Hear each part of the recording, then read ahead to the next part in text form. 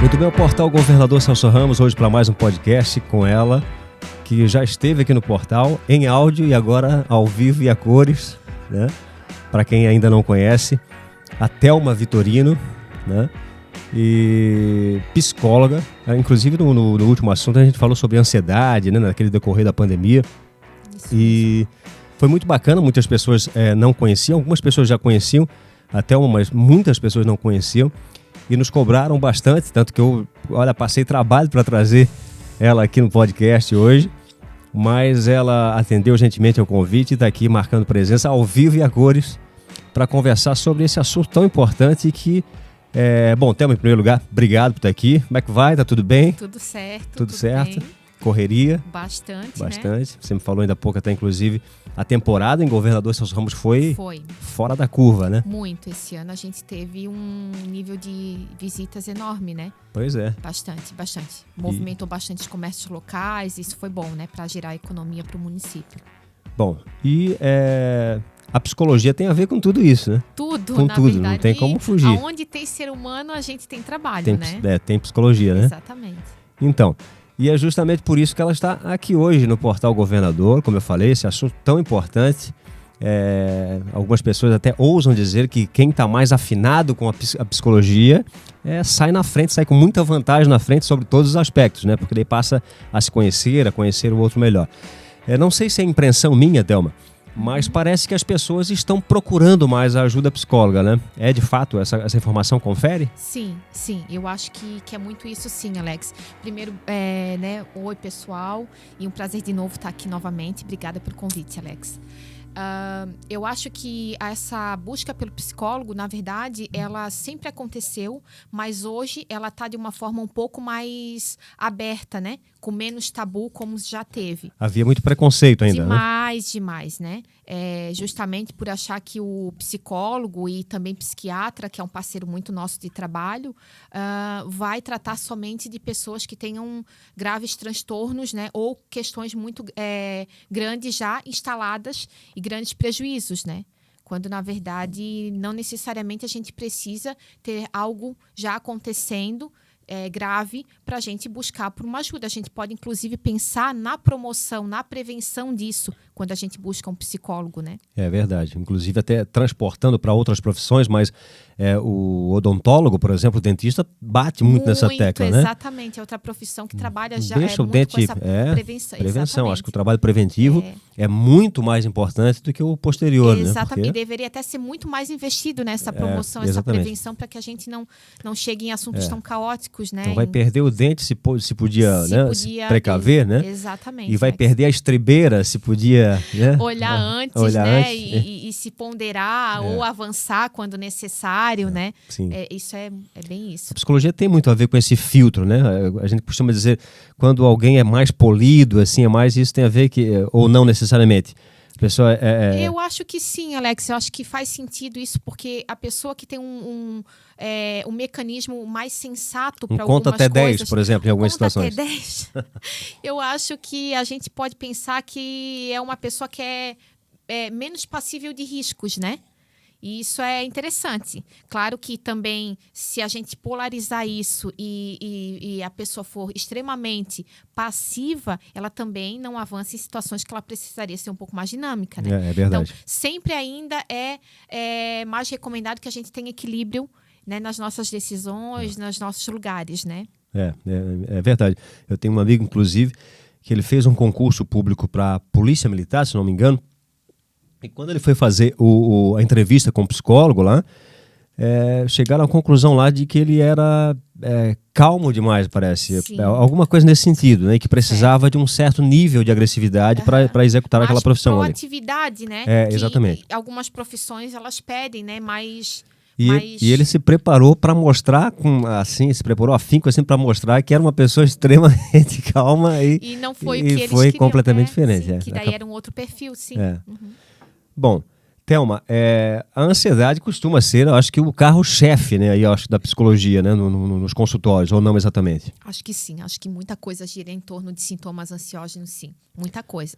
E eu não sei se isso tem a ver com, talvez eu esteja extrapolando aqui, Mas eu percebo que a geração de hoje, que o pessoal chama de geração Y, se não me engano, eu acho que é isso, né? Também, estão colocando o nome assim. Então, sim. parece que é um nível de ansiedade assim surreal. O que é isso? O que explica isso? Toda essa ansiedade, essa gurizada nova que está vindo aí com 12, 13, 14 anos e você já vê um desespero embutido ali. O que está acontecendo? Na verdade, Alex, assim, o que eu percebo é que nós hoje não nos contentamos mais com pouco, né? A gente tem uma necessidade de conteúdo, isso de massa, né? Muita coisa o tempo todo. Então, o nosso nível de satisfação ele não é mais o mesmo. Coisas que eram pra gente, que os pais nossos, né, os nossos pais faziam em algum momento e avós, hoje pra gente são tediosos, né? São atividades que a gente não consegue mais manter. Então, eu acho que o nosso nível de busca por informações, nossos estímulos são tão grandes que a gente sempre está buscando alguma coisa, nunca está satisfeito. Então, a nossa tolerância com as coisas também vão mudando, né? E aí, a gente vai sempre nesse movimento em busca de coisas e a gente nunca está saciado, né? E é bem isso que é o movimento do ansioso, né? Essa dinâmica sempre apreensiva, sempre buscando alguma coisa, né? E aí, vai desenvolver diversos sintomas com isso, né? Que é sempre a gente conversou no podcast passado, inclusive, né? Pegando esse gancho teu aí. Sim. De que, claro que ansiedade por ansiedade todo mundo tem e deve ter uma certa porção, digamos assim, um certo nível, né, de ansiedade, né? Até porque senão seria um robô, né? Exatamente. Teria que ter. Faz parte da nossa evolução, né? Exatamente. A ansiedade, ela também nos protege, né? O problema está quando aquele limite ali é ultrapassado, né? Você poderia dar alguns exemplos para a gente do que seria esse limite? Olha, aqui nesse ponto eu extravasei, agora eu preciso de ajuda. Você poderia dar algum exemplo para a gente poder visualizar ainda mais o cenário? Eu acho assim, Alex, que ninguém melhor do que nós mesmos para pontuarmos as coisas que antes eram adaptáveis, que eram comuns e que agora elas estão sendo meio disfuncionais, né? Então, no consultório, quando a gente vai fazer um plano terapêutico, a gente vai avaliar um paciente, a gente pensa com ele o que antes ele fazia e agora ele não faz mais. Ou coisas que ele não fazia e agora ele tem essa necessidade exacerbada de estar fazendo, de estar buscando, né? O que ainda é funcional na vida dele? Está valendo ou não? Então, a gente vai entrar com diversas intervenções, né? E cada abordagem tem um método de atuar, mas e principalmente olhar sintomas físicos, que eles são bem aparentes, visíveis, né? Fáceis de a gente perceber. Tem pessoas que chegam a desmaiar, né? Sim, palpitações. Apaga completamente. Sim. Sudorese, né? A gente tem bastante sintomas físicos que são extremamente fáceis de visualizar. Mas eu acho que, além disso, é perceber o histórico, né? Que mudança essa pessoa teve para que ela hoje esteja buscando um psicólogo ou um outro tipo de ajuda, né? Até porque sempre vai ter um gatilho, né? Sempre alguma coisa foi gatilho, né? O que para ela não está mais funcionando. Então, e é isso, né? É sempre um deslumbre pelo futuro e a gente acaba perdendo o que está acontecendo no dia de hoje, né? E aí a gente nunca vai estar realmente no controle do que acontece amanhã, né, Alex? E é onde a gente não tem domínio, nunca está satisfeito, nunca está saciado e vai acarretar um monte de prejuízo para a vida dessa pessoa, né? Bom, eu não sei se tem relação direta, mas eu acho que um outro tema acho que também é carro-chefe aí nos assuntos de psicologia, é a depressão, né? Eu acho que em Governador Celso Ramos nós temos, por exemplo, bastante casos de depressão. A cada dia a gente se depara com um novo caso e de pessoas que não se imaginava que a pessoa, né? Poxa, mas aquela pessoa tal, que vivia... que era o animador de todo mundo e que era referência em alegria e tal, e de repente aquela pessoa, não, cicrano, tá com depressão. existe alguma ligação da depressão com a ansiedade propriamente dita ou não tem absolutamente nada a ver uma coisa com a outra? Total a ver, né? A gente pode ter uma ansiedade que desencadeia também sintomas depressivos, tá? Que te deprimem, como a gente pode ter uma depressão que dentro dela tu também tem picos de ansiedade. Tudo a ver. Então, falando mais nesse recorte da depressão, a gente pode caracterizar que a depressão seja uma doença psiquiátrica crônica, real, assim como a ansiedade, né? Crônica, patológica, existe e precisa de tratamento. A gente falando sobre a depressão um pouco mais a fundo, ela também é isso, uma doença crônica e é uma síndrome. Então, quando a gente fala em síndrome, a gente está falando de uma doença que ela tem multifatores. A gente não pode esquecer que a gente acha, quando a gente fala de ansiedade e depressão, a gente tende a pensar que ela só dá em adultos, né? Não.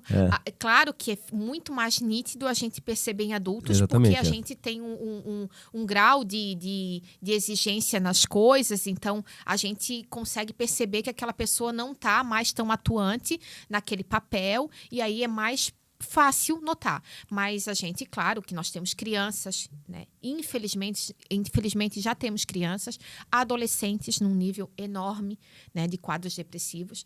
E é interessante a gente pensar que ela, por ser uma síndrome, a depressão, ela vai contar com vários gatilhos. Então, a gente vai falar de histórico familiar, que é importante a gente pensar como que é essa casa, como que foi essa criação, né, de uma pessoa. A gente pode ou hostil, ou opressora, ou extremamente exigida, né? Agressões de todos os níveis. Então, a gente tem isso que é muito importante a gente olhar esse contexto, esse fator, né? A gente tem outro fator também super considerável, que é o genético, que a gente nem imagina, Alex, o quanto nós carregamos essas predisposições. A carga genética é algo existente, não tem como fugir, né? Isso é importante. Ela não está só na fisionomia, a gente acha que está só na fisionomia, na parte física da pessoa. Não, a gente tem predisposições, né? Sim. E não necessariamente tu vai desenvolver, mas é importante que se tu já tem histórico, né? Tu tem já aquele gatilho escondidinho ali, que em algum momento, né, ele pode surgir. E ali também nós temos situações pontuais que podem ser também estímulos para essa depressão vir, como traumas, lutos, mudanças, né? Nós temos diversas situações também que acontecem de forma aleatória na nossa vida, né? Sem nenhuma previsibilidade, que também pode ser fator para desencadear depressão. E fazendo um contraste ali entre ansiedade e depressão, seria razoável? Ansiedade, medo, depressão, tristeza, seria mais ou menos isso? Ou elas se misturam? Mais ou menos, de uma forma assim simplista, dá pra gente pensar assim. Dá pra pensar. Que eu acho que nós temos mais sintomas de medo, sim, na ansiedade, mas ele não se caracteriza somente por um medo, sim, né? Um recuo. E nós temos, sim, mais sintomas de tristeza na depressão, que também, por sua vez, não se caracteriza somente em ficar triste, chorar e se isolar, né? Mas como a gente falou na ansiedade, que é importante saber que a ansiedade por si só todo mundo carrega um pouco dela, né?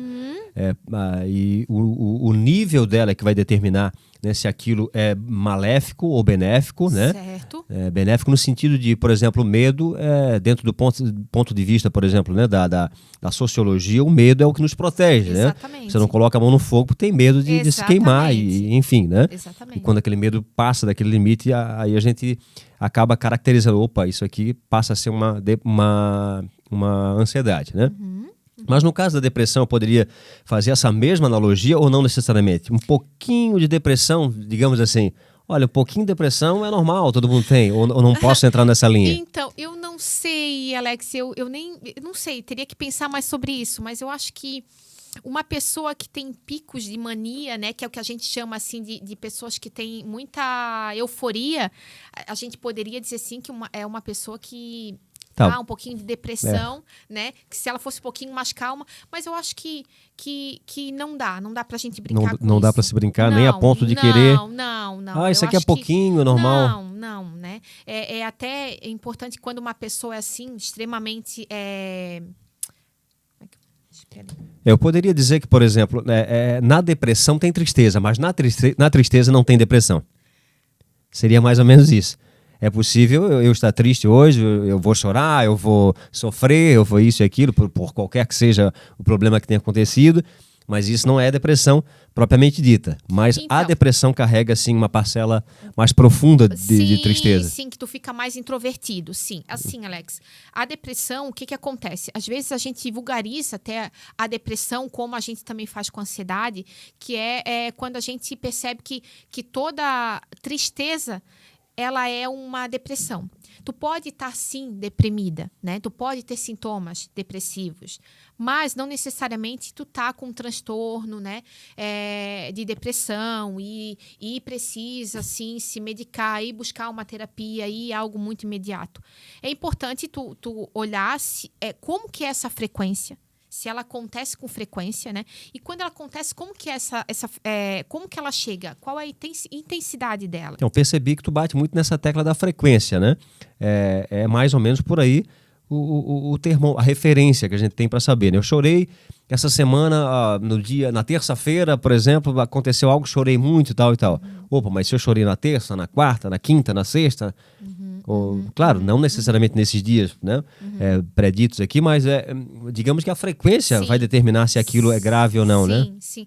Bem isso, Alex. Eu acho que assim, aí antes da gente pensar nessa frequência, como que ela começa, né? Nós estamos falando de um luto, né? De uma perda extremamente significativa para todos nós, né? Essa frequência, ela está acontecendo por quanto tempo? Thelma, nós temos... a gente está passando por uma fase de mais ou menos já mais de 6 meses, né? Que é o que a OMS considera já como transtorno, Alex. Os psiquiatras, quando vão fazer esse diagnóstico e fazer essa avaliação para poder prescrever as medicações, eles vão pegar justamente nisso, nessa frequência e nessa intensidade, né? E aí, Alex, quando essa frequência ela tá constante e a pessoa não necessariamente tem algo de novo acontecendo, né? Algo de novidade naquele ambiente, a gente pode pensar que estamos já falando de um tempo considerável, que a OMS estipula em torno de uns 6 meses para poder ter esse enquadre dentro de um transtorno mental, né? Psiquiátrico. E aí é importante a gente pensar, né? A gente não pode estipular tempo, por exemplo, para um luto, que foi o que a gente pontuou aqui. Mas não está conseguindo ressignificar, né? Isso acontece com frequência ainda, né? Na mesma quantidade e ainda intensidade, né? Não está conseguindo avançar depois disso. Isso está passando para outros contextos, né? Então, esse luto ele também está afetando no trabalho, nos relacionamentos, além do contexto ali familiar, do convívio familiar. Então, entendi. É um conjunto de coisas, Alex. Entendi, perfeitamente. Mesmo que tenha um gatilho evidente, né? Algo que perdeu alguém, é normal, ela vai ficar triste e tal, mas o problema é por quanto tempo aquilo ali vai ficar e a partir daí pode desencadear um quadro depressivo, isso, né? Aí tem que ficar atento, né? Interessante que as consequências, elas são várias consequências, né? Que, inclusive, relacionada a peso, inclusive, também, né? Exatamente. Que né, impressionante, assim, o quanto tem relação com o corpo. A depressão começa a afetar diretamente o corpo, ou seja, no peso, ou emagrecer demais, ou engordar demais. A mudança de humor, assim.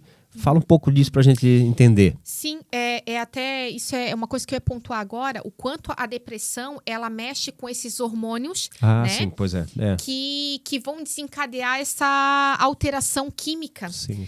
E aí, a gente vai falar sobre perda de apetite ou aumento dele. Então, essa oscilação de peso, muito frequente. A perda de sono, né? Que é a insônia. Ou esse aumento de sono, que é o que até inclusive é mais típico a gente vê, né? Que as pessoas acabam dormindo muito, passando além da noite os dias nos quartos e dormindo mesmo. Né?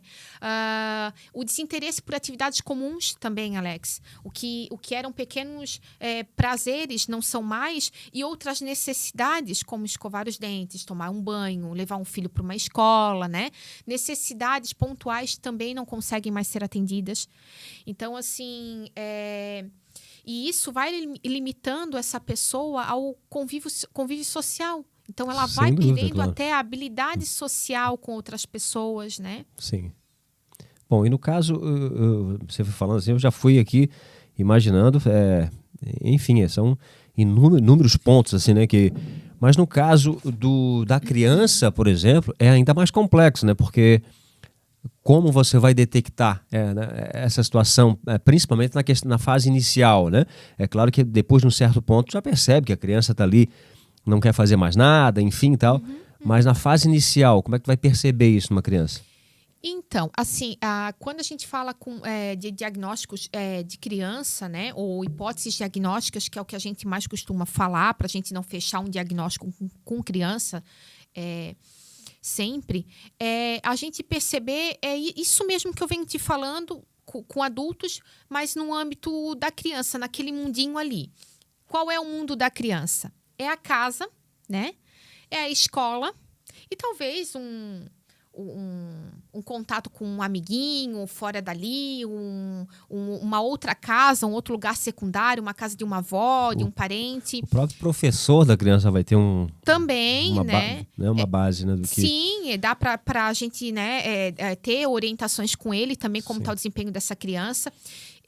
Não existem tantos lugares como há com o adulto para a gente pensar e elaborar. Então, a criança tem ainda instrumentos mais limitados, acessos mais limitados, que é onde a gente consegue identificar esses provedores, né, desses estímulos que podem desencadear a depressão. Mas a criança, Alex, a gente precisa tomar cuidado, porque a criança também tem muita oscilação, né? A criança está nessa fase de desenvolvimento e a maturação dela, às vezes, não acompanha o que é exigido. Pode ser confundido ali. Sim. Então, é muito, muito difícil, assim. Diagnóstico de depressão com criança existe, mas a gente não consegue fechar. De repente... São ciclos diferentes, né? A criança, o adolescente, pré-adolescência e toda uma fase hormonal bem complexa ali, né? Sim. E aquela situação de, por exemplo, crianças que se cortam, chegam a se cortar, isso tem a ver mais com a ansiedade ou com a depressão propriamente dita?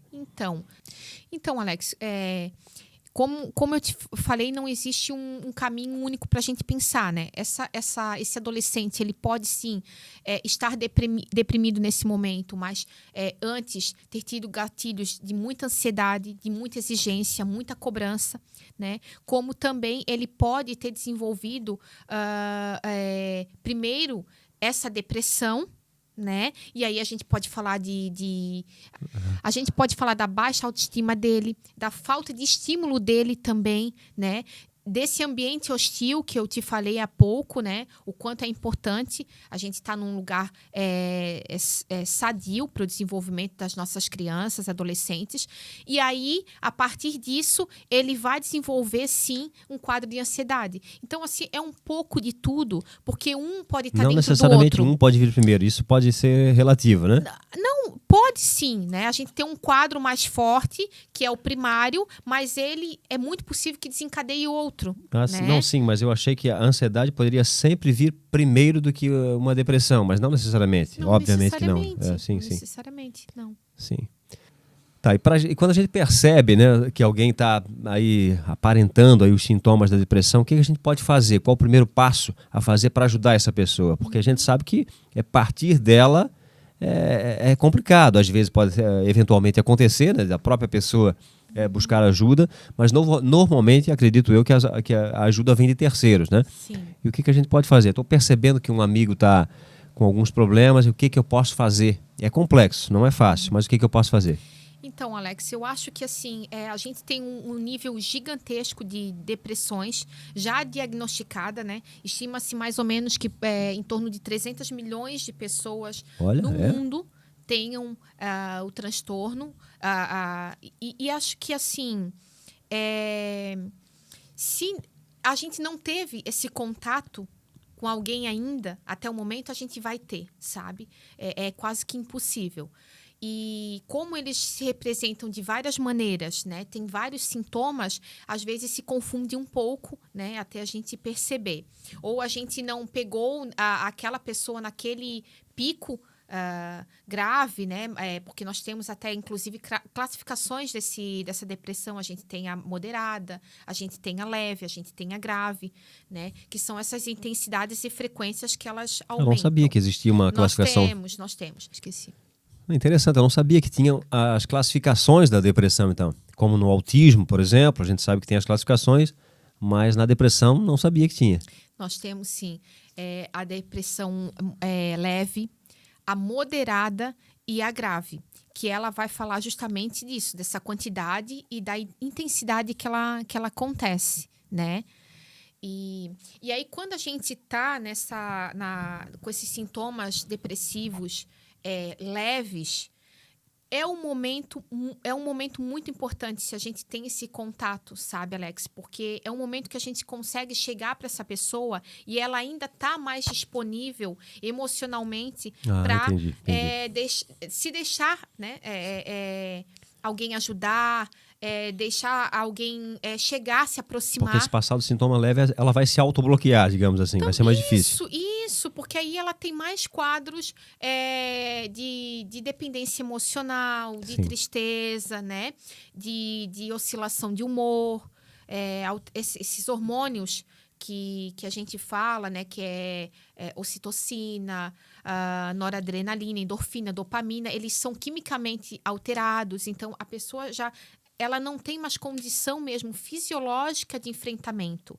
Então, se a gente tem contato com alguém que já apresenta algum grau, alguma coisa que te faz lembrar, é importante nós, como agentes na sociedade, independente se nós somos o profissional nesse momento ou não, somos uma mãe, um filho, né, uma irmã, uma amiga, que a gente chegue nessa pessoa, nesse primeiro momento, num lugar sem julgamento. Né? Partindo de um lugar para acolher mesmo e ouvir aquela pessoa de coração aberto, porque talvez ela fale sim coisas muito pesadas para a gente, como são situações que podem não ser tão graves para a gente que está lá fora e não está passando por essa dificuldade. E aí, às vezes, a gente vai até invalidar aquele sentimento dela, né? Porque acha balela. Pois né, Alex? Que isso acho acontece muito. Acho frescura, que é muito terríveis, né? Então, isso acontece muito. Simplificar aquilo que ela está dizendo. Muito. E aí a pessoa se sente ainda pior, né? A pessoa, ela tem uma intensidade daqueles sintomas gigante, né?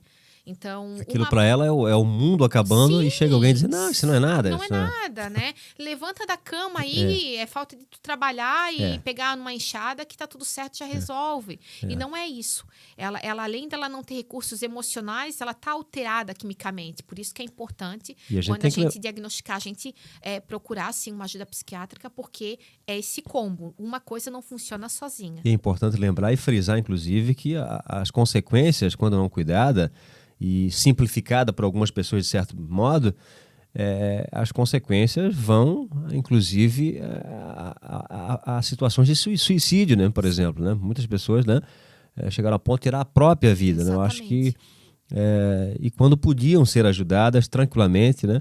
Mas Thelma, percebi que alguém está com sintomas de depressão. Vou chegar diretamente na pessoa primeiro, ou é melhor eu chegar num familiar?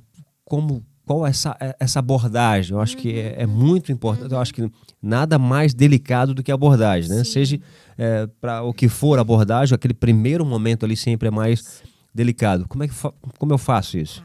Como que é o manejo prático no dia a dia, como que eu chego para uma pessoa assim, né? Então, Alex, eu acho que cada caso vai ser um caso mesmo, porque a gente precisa analisar como que essa pessoa está se apresentando.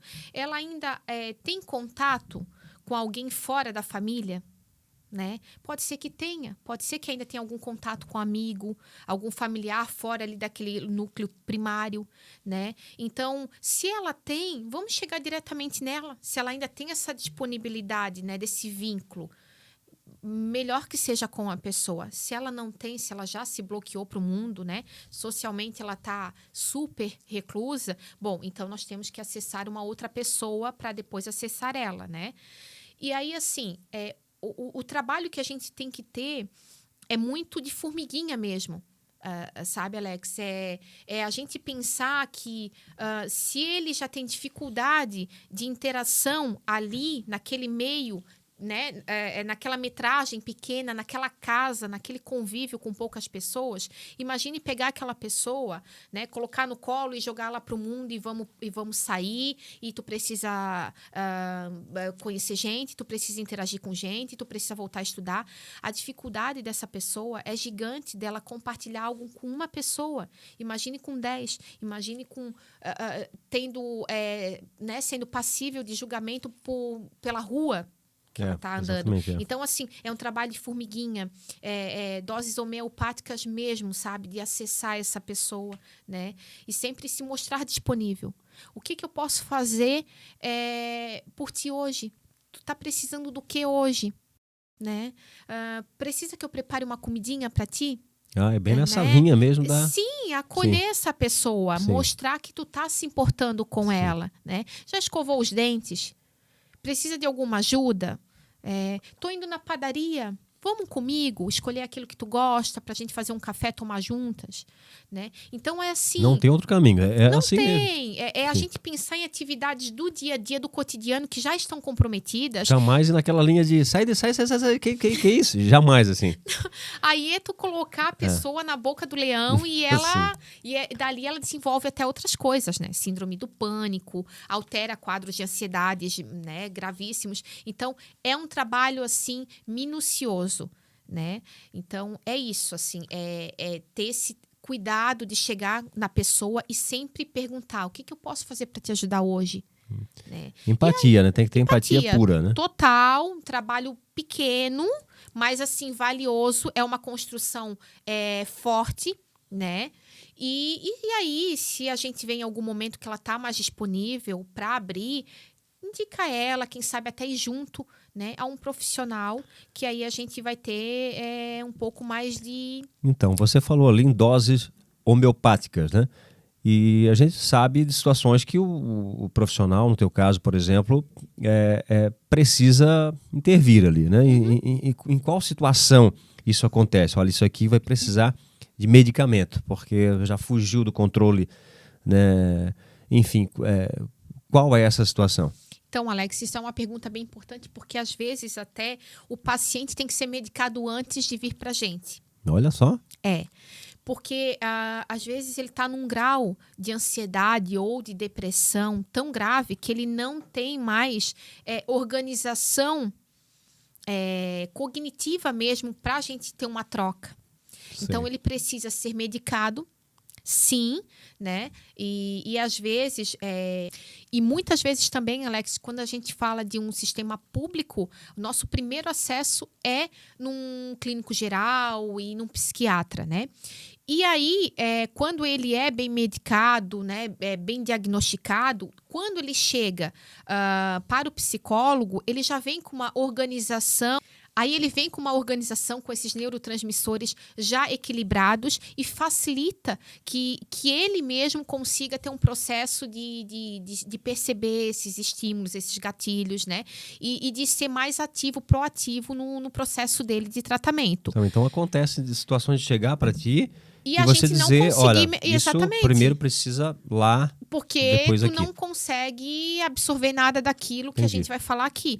Assim como existem situações que não precisariam estar em medicação de imediato, né?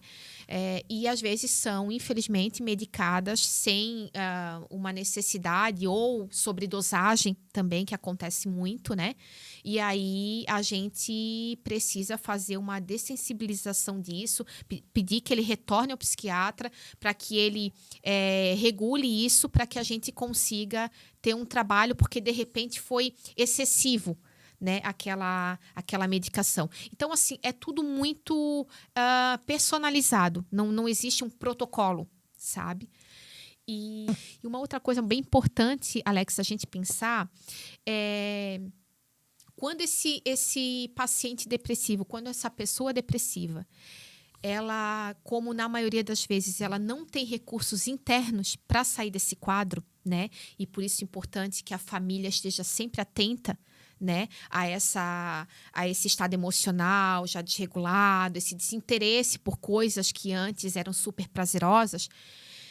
Além dela precisar de alguém que esteja ali supervisionando, esse profissional na clínica, né, e aí falando particularmente da minha intervenção como psicóloga,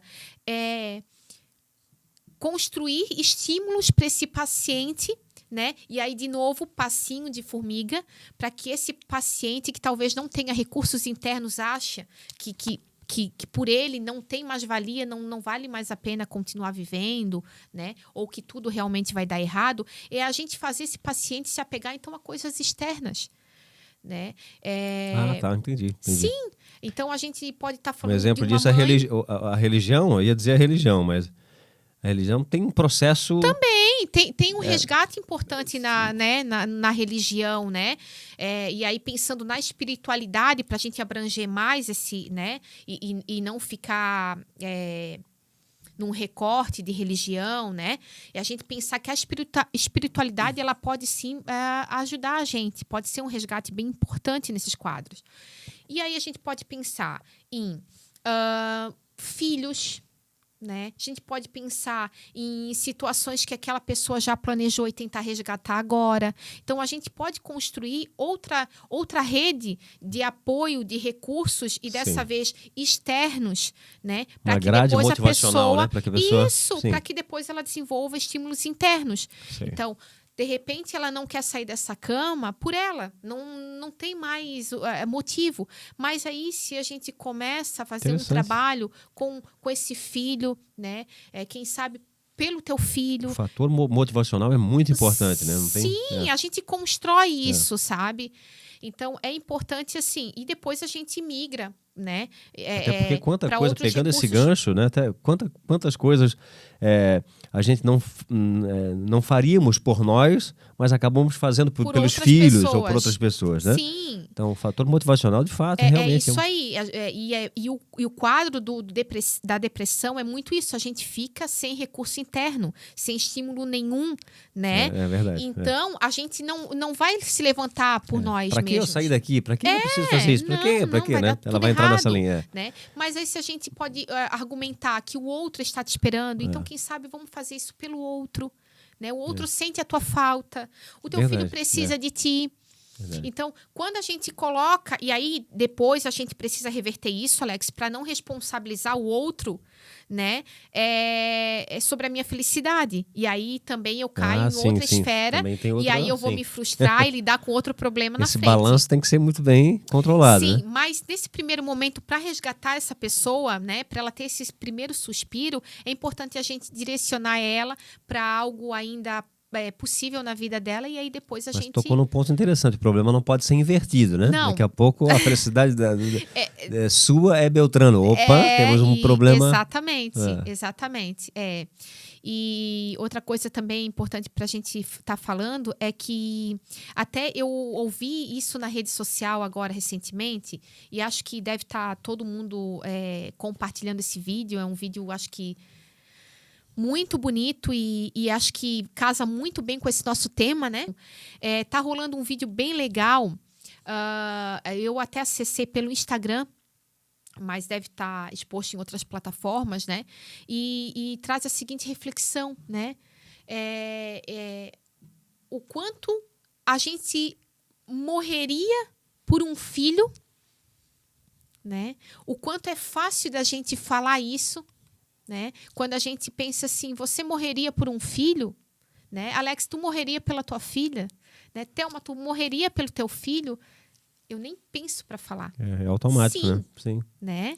E total. Por que não viver pelo teu filho, Exatamente. Né? E eu achei isso, Alex, assim, de uma sabedoria, sabe? Maravilhosamente, assim, é lindo. Que é o mais difícil, né? Que é o que o vídeo aborda, né? Que é a gente pensar nisso, fazer essa construção diária, o quanto isso é difícil. Então, a depressão é isso. Talvez por ela não tenha recursos, ela não queira mais viver. Mas vamos pensar em quem a gente pode usar como resgate, como isca, para que ela saia desse momento, né? Um filho, quem sabe, pode ser um muito excelente bacana. estímulo. Fator externo, né? Tem que buscar alguma coisa. Uma mãe, isso, um estudo, uma viagem que ela Um sonho sempre sonhou. que de repente ela tinha, assim. Então é isso, né? É a gente literalmente viver, que é o mais difícil, porque morrer a gente morre uma vez só, né, Alex? Essa reflexão é trazida do vídeo, mas eu acho que é bem plausível que a gente coloque nessa nossa pauta, porque ela tem tudo a ver, né? Bom, interessante, bem interessante. É isso aí. E outra coisa também, que eu até fiz uma anotação para eu não esquecer aqui, Alex, que essa fala não é minha, né? Então, os créditos não são meus, eu tirei da OMS, né? E eu achei bem legal porque não existe saúde. Deixa eu ver certinho como que é aqui que ela fala. Não existe saúde sem saúde mental, né? É verdade, não tem como, né? É impossível, né? É impossível. E aí eu complemento agora dizendo que também não existe saúde mental sem saúde, né? Eu falo isso porque... E é meio estranho, então, o que vem primeiro? O que eu cuido primeiro? Bom, não é a gente priorizar uma coisa ou outra, mas quando a gente escolhe fazer o que é mais fácil naquele momento pra gente, consequentemente, vão ter outras coisas positivas que vão acontecer e ela vai te alavancar para outras esferas saudáveis, né? Então, se é mais fácil para ti uma atividade física, tu tá cuidando da saúde física, ela com certeza vai gerar benefícios pro teu emocional, né? Uma coisa tá ligada à outra, né? Total. Ou não, eu não gosto, mas eu adoro ler, eu adoro uma terapia, eu me sinto super à vontade, né? Fazer essa regulação emocional, esse trabalho de se conhecer. Então, a partir dele, ele vai te causar mais força, te instrumentalizar para que, quem sabe, então, tu pense numa atividade física ou em outro estímulo, que aí aparentemente tem um amigo físico. psiquiatra que ele bate nessa tecla. Se cuida tanto do corpo, mas por que não se cuida do cérebro, que comanda o corpo, né? Total, então, total. Né? É isso aí, né? Apesar que tudo isso é muito novo, a própria medicina em si, se a gente for analisar, né, a medicina tecnológica, né? Hoje tem muita coisa que foi descoberta recentemente, então tudo é muito novo, né? Principalmente no mundo da psiquiatria e da psicologia, né? Tudo é muito novo. Isso. Mas... E assim, quando tu fala sobre essa questão né, do corpo e da mente, a gente também tem esse viés de separar, né? Sim, isso sim. é meio automatizado. Pois é. E sim. na realidade... quando a gente fala que está fazendo exercício, a gente não está só beneficiando o corpo, né? A gente também está cuidando da mente. Exatamente. Né? E aí, como falei agora, quando a gente está pensando em alguma coisa mas depende, mente... para te poder ir correr, depende de uma mente boa para ter disposição para ir correr, né? Sim.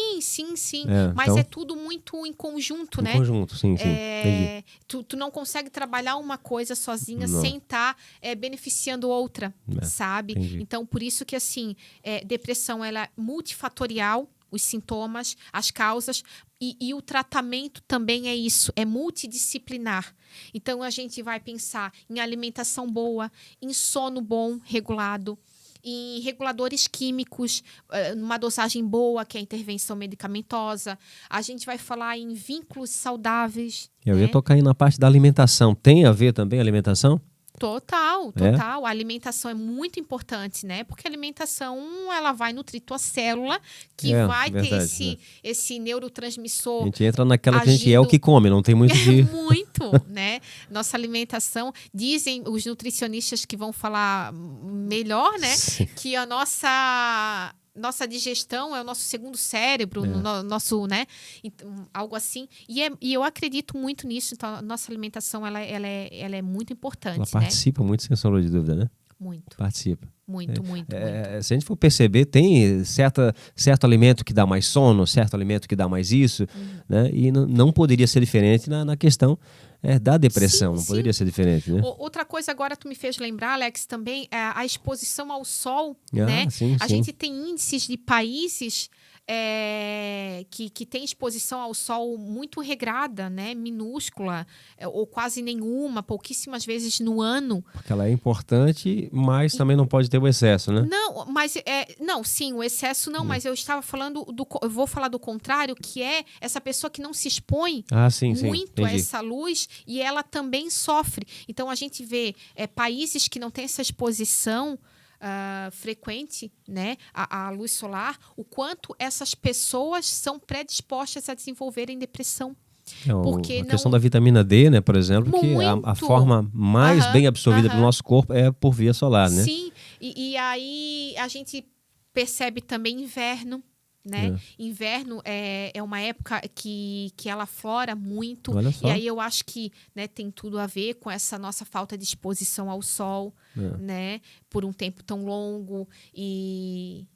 Então, Alex, assim, por isso que no inverno a gente tem mais índices, né? De casos de depressão. Porque essa falta de exposição no sol é muito, muito importante. Então, é multifatorial mesmo, né? Multifatorial. Não tem como fugir disso. São e aí, vários... multidisciplinar o tratamento, né? A gente conta com várias coisinhas pra gente ajustar aí pra colocar essa pessoa de volta pra vida. Tá certo. Bom, pra achar a Thelma, como é que o pessoal faz pra achar a Thelma? Então... Não é fácil, tá, pessoal? Não, achar é fácil, mas comparecer é difícil, né, Alex? É nada. Mas eu posso deixar o meu arroba aqui. Com certeza, pode deixar. É Thelma _C_Vitorino, né? E deixo meu contato, telefone. A gente coloca na descrição aqui também. DDD 48 98483 0009. E tem também o link na bio do Instagram. Também clicar, cai direto lá, né? E qualquer coisa também pelo direct, eu vou estar sempre disponível. E eu acho que é isso, né? Se eu puder resumir numa palavra, né? Tudo isso que a gente vem conversando cuide-se. E aí, cuide-se, Alex, da maneira que for mais fácil para ti no primeiro momento. Depois a gente vai ajustando, né? Certo. Eu não sei se tu pode falar na questão de valores ou isso, não sei se é muito particular, né? Mas como é que funciona? Faz uma consulta e tem um retorno? Como é que funciona essa questão da consulta em si? Certo. Essa parte operacional da psicologia. Tá. Então, na verdade, na psicologia a gente não tem retorno, a gente não trabalha com isso, porque a gente entende que cada sessão a gente tem histórias novas, questões novas, né? Então, ela não necessariamente ela é uma continuação da primeira. Então, a gente não trabalha... podem ser situações aleatórias. Então e não tem nada a ver com os filmes, né? Que um filme é um pouco romantizado, assim, tem um sofazinho, a pessoa deita. Aquilo também existe. Existe mesmo? Existe. Aquilo é o divã, é o clássico, né? Da psicanálise. Sim. Não é a minha abordagem, mas lá no meu consultório também tem um sofazinho. Se alguém quiser deitar, se sentir à vontade. Tá certo. Fica à vontade. Bom, é isso aí. Muito obrigado. Vocês podem também compartilhar esse material. Um material valiosíssimo, né? Muito. Uma contribuição aqui gigantesca, né? Para governador Celso Ramos aqui vindo da Thelma. Você tem acesso a esse material aqui pelo Spotify. Lembrando para o pessoal que está nos ouvindo aqui pelo Spotify, que o Spotify também é vídeo, né? Você pode acessar ali a abinha e assistir o vídeo também. Esse conteúdo também está no YouTube, tá? No Spotify e outras plataformas como o Apple Podcast também. E a gente vai deixar no Instagram também, tá? No corpo do Instagram ali. Eu não sei qual é o tempo total ali, mas a gente vai deixar ali no Instagram também, o pessoal que curte pelo Instagram, tá certo? Então compartilhe, divulgue e não deixe de entrar em contato com a Thelma, acompanhar melhor o trabalho dela, acessar a rede social dela ali para acompanhar o trabalho dela. Como ela falou no início aqui, né? A psicologia está presente em tudo. Ela é que nem política, sabe? O pessoal às vezes diz, eu não gosto de política. Não adianta. Quando chega alguém dizendo isso, eu chego, coitado, inocente, ele não sabe o que está falando. Porque a partir do momento que tu fala isso... Já é politicagem, né? Porque a tua voz, ela participa da política, mas o teu silêncio também, né? Sim. E a gente tem que olhar que a gente não necessariamente precisa falar de partido, mas política é importante. Exatamente. Né? Dentro da tua casa existe política, dentro do teu trabalho existe política, né? Então a política está inserida nesse contexto, né? E é a partir desse contexto que nasce a política partidária que a gente conhece, né? De partido A, partido B, partido C. Mas ela não existiria sem a política raiz, que é a política dentro da nossa casa. E a psicologia é ainda mais além do que a própria política, né? Porque a psicologia está presente em tudo. Então, Thelma, muito obrigado mesmo. Não foi fácil trazê-la aqui, tá, pessoal? Não, olha. Alguns meses, mas eu tô aqui. Mas a gente ela vai veio. fazer um brinde até. Olha, com certeza. E foi show de bola. Vamos fechar aqui, vamos fechar. Então, Ó, fechou. É isso aí.